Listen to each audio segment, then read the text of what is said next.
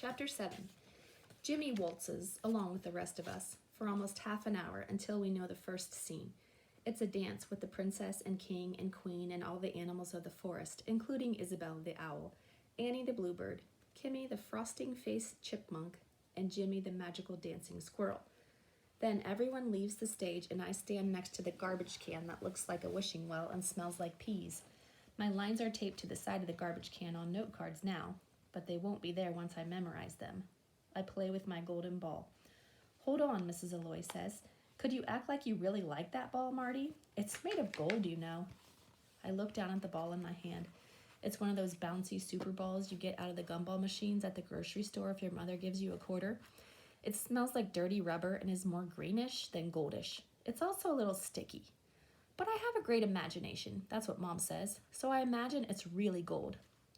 I look at it like it's my favorite toy ever, even better than Bob the Lion. I toss it in the garbage can and try to look sad. "Remember," Mrs. Alloy says, "it was your favorite, and it's gone." Isabel raises her hand. "I think the princess would cry if she lost her favorite toy." "Great idea," Mrs. Alloy turns to me. "Try to cry this time." "Okay, I'll try." I bend down into the garbage can, which it turns out smells like peas because there are smashed peas in the bottom, and get the ball. I toss it in again and imagine Bob the Lion disappearing forever into a sea of smelly, smushed peas. It almost makes me cry a little. "Better," Mrs. Alloy says. "Now the frog comes up from the well."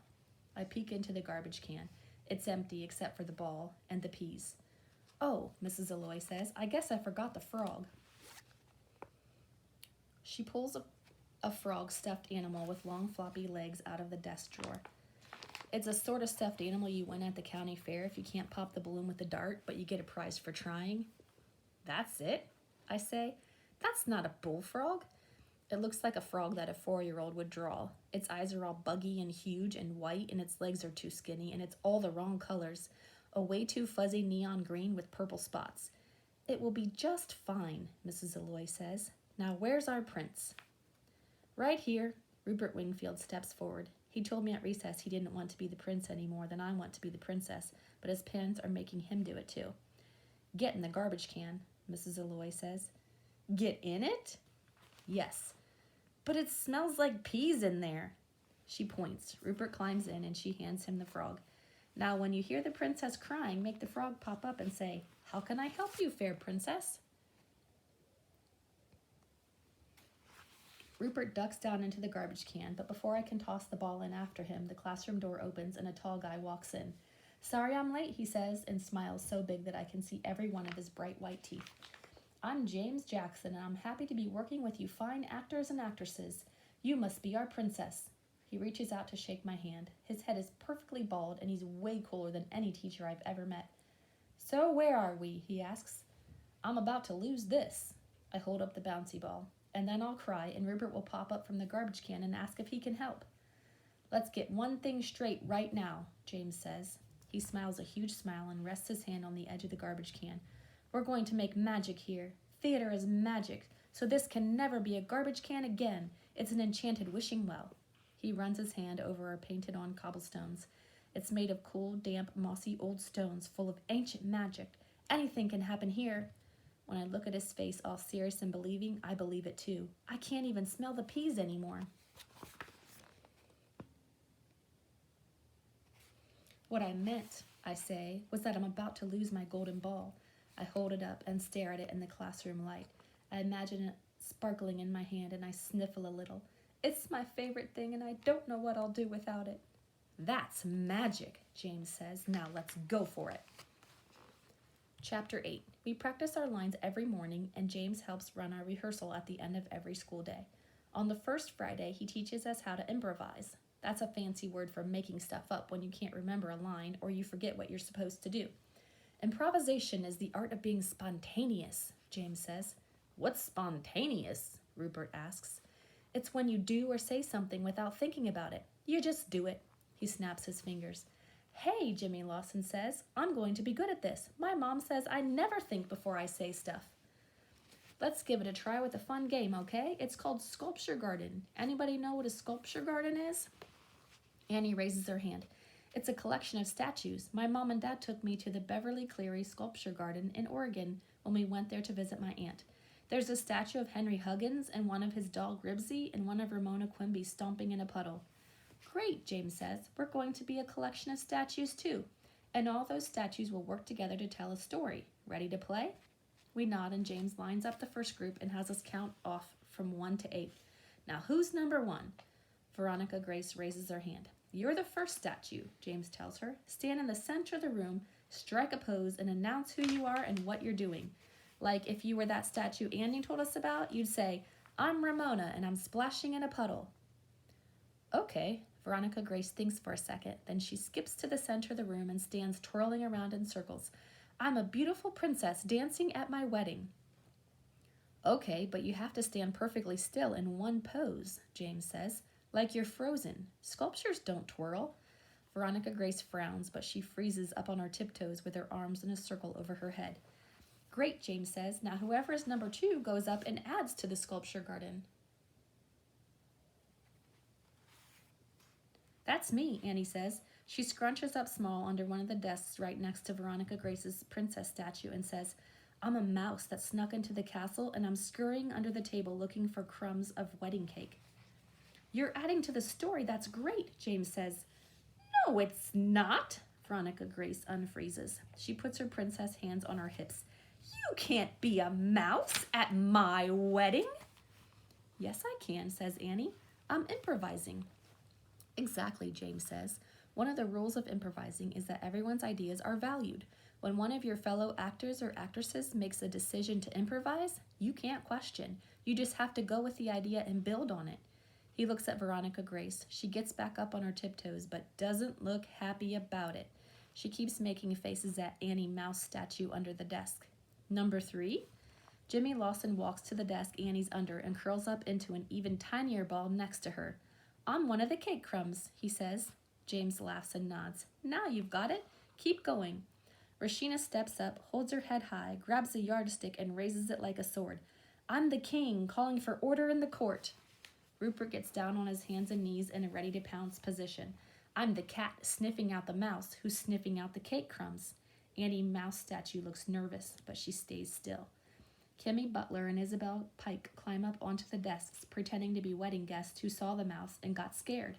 That makes Mrs. Alloy tap her fingers on her desk, because no one is allowed to climb on desks ever.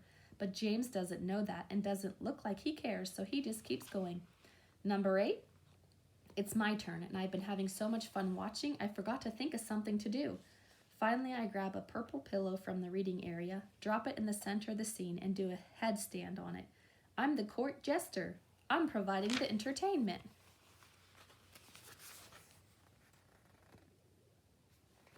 So it's kind of fun, doesn't it?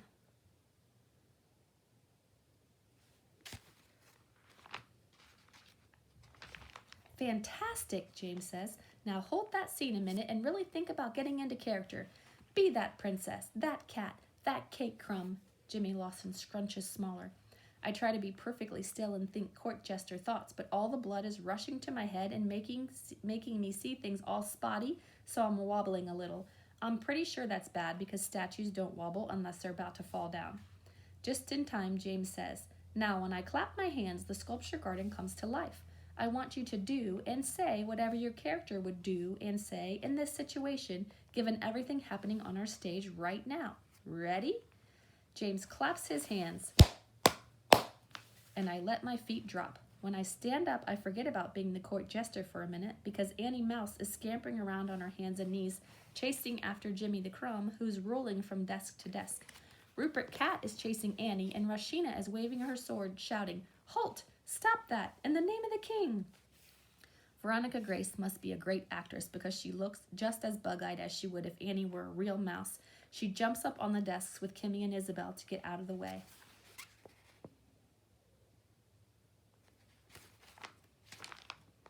I remember that I'm supposed to be entertaining them all, and so even though they're kind of busy, I do a cartwheel. But when I land, Jimmy the Crumb is rolling under me, so I fall on him, and Annie crashes into us.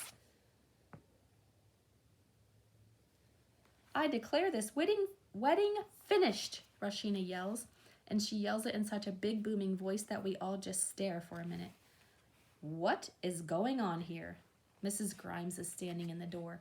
In all the wedding excitement, no one even heard her clickety-clack shoes coming. Mrs. Alloy points to James. Just a little drama activity, he says. We're getting them ready for the big play next week. Mrs. Alloy looks scared that she might get sent to the office, but Mrs. Grimes just nods once, says, must be some play, and leaves. This time we hear her shoes clickety-clacking all the way back to her office. You heard her, James says. It's going to be some play. Let's get to work.